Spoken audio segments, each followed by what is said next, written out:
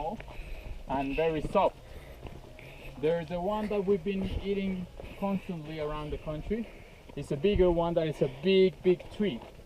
This one is rather small, grows less than 3 meters, and there is a big production of them.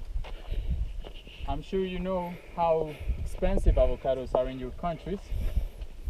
So each one of these ones is a small mine of gold, because eventually all of these ones can produce a big amount of avocados per year that will become a very profitable resource for the owners. There was a debate in 2019 for the elections of the president. There was one right-wing candidate and one left-wing candidate. And the left-wing candidate said we should stop fracking, mining, all of these things related to fossil, to oil, to exploitation of the land. We should stop that. But we should start exploiting more the agricultural side. He said in the debate that avocados were more profitable than oil, and everybody laughed. But the day after, there were some studies showing the price of avocado compared to the price of the gallon that we export, and there was almost the same, with avocados being some sort of like a greener resource. So nowadays we know that the avocados are quite an important source of economy, and that's why the owners of this area would highly prefer to, instead of just getting money from tourism that is not too much, 4,000 per person, they could easily get 4 times, 5 times, 6 times more every day with avocados.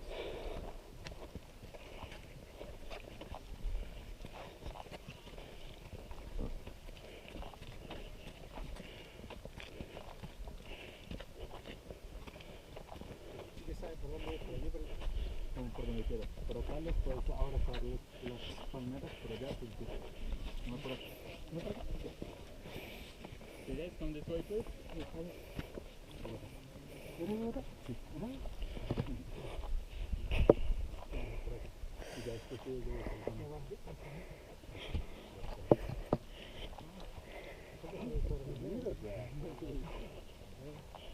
Okay guys, so this is, for example, one of the avocado holes that were planned to be put all around this field. So let's have a sit around here in the beautiful classroom where we're gonna see the palm trees and all the atmosphere from up close. It's gonna be 10-15 minutes while I explain all of the interesting things about the Cocora Valley. So please have a seat on the trunk. And then we're gonna talk more about it.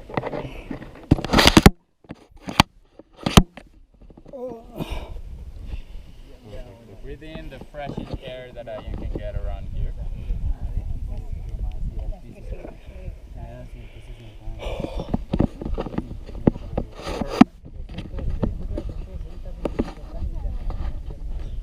Awesome. So let's talk a little bit about the palm trees that we're seeing at the moment. In the meantime, while I talk, you can take a look at the clouds that are surrounding the whole valley. And you're gonna see that they move quite constantly. There's a constant move that changes the landscape all the time. And those clouds are the ones that feed the palm tree and that keep them growing taller. So let's start by just like the normal information about the palm tree.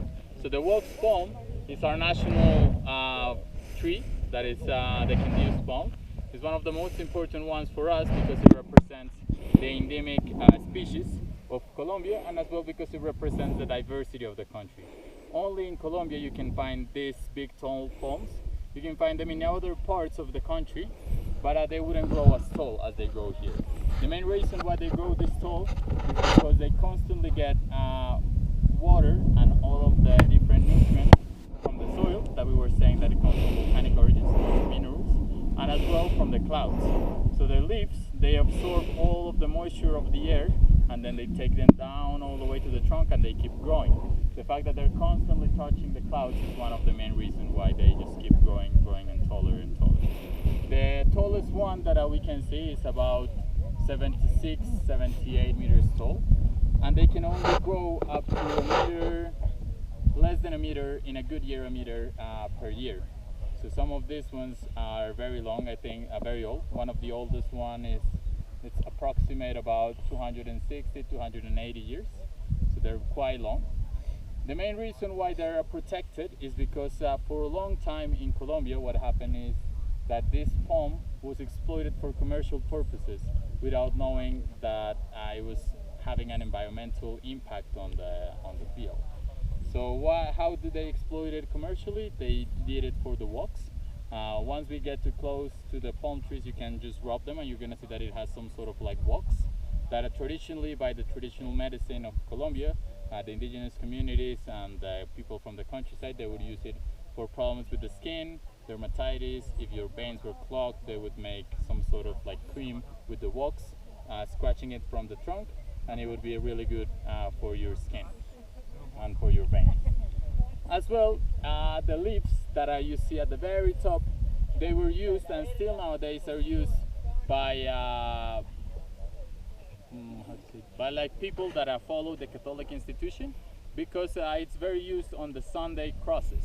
So on Sunday of Easter, Sunday crosses, you go to the local markets and there's a lot of crosses made with the leaves of the palm trees. That's still a tradition that is used nowadays, and that is one of the main reasons why these palm trees were becoming extinct. They're really easy to make the crosses, like to weave them. So that's why they were preferred to be these ones, because there's many other palm trees that as well were used. But traditionally, and remember that Catholic institution has always gone through tradition, no matter what impact it has. So as a religion, they just kept using it, and that's the one that people like. Exactly the one of the wax palm. But unfortunately, what happens with the wax palm is that if the palm tree leaves die, the whole trunk will die. So all the palm tree will die. So for example, that one that is up there on that direction, that tall one is dead already, because the leaves won't grow ever again. If you see the leaves, they go like this, and then they start dying, they start falling, and then there's a new one. So it's a full circle of the leaves coming up. But if the whole leaves die, then the whole trunk dies.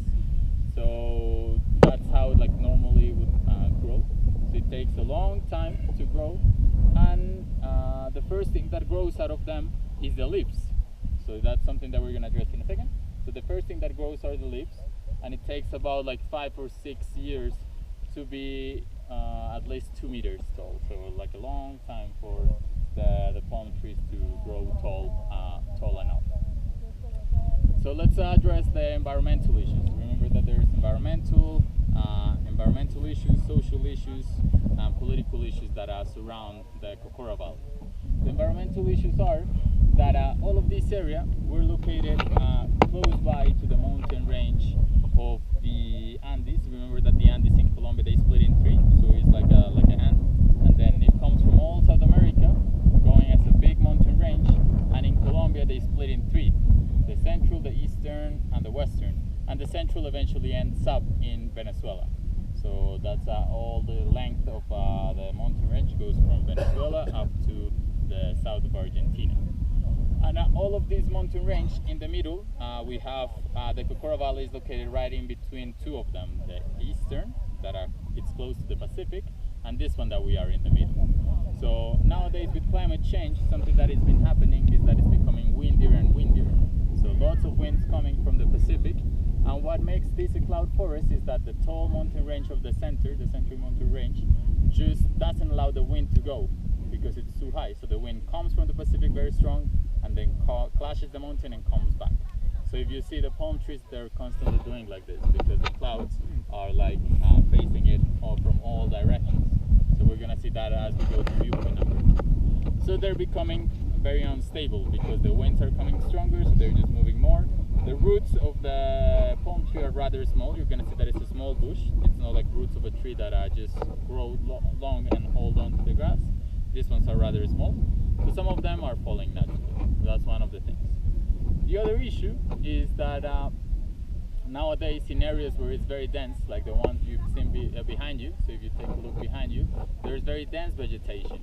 And for the palm tree to grow in that very dense vegetation is very hard because all of the other trees are holding the roots. They're big trees, so they hold the soil, and as well they're so tall and they go taller faster, so the sun doesn't come to the palm tree. So naturally, it's really hard for them to grow in an environment like this one. So naturally, they can grow by the seeds that are at the top of the palm tree. They're like small seeds that look like a massive grapevine, and they're yellow or red, and then the birds eat them. It's not eatable for us because it's full of seeds. The birds go and then they poo all around and they can grow naturally. But then we go to the social issue.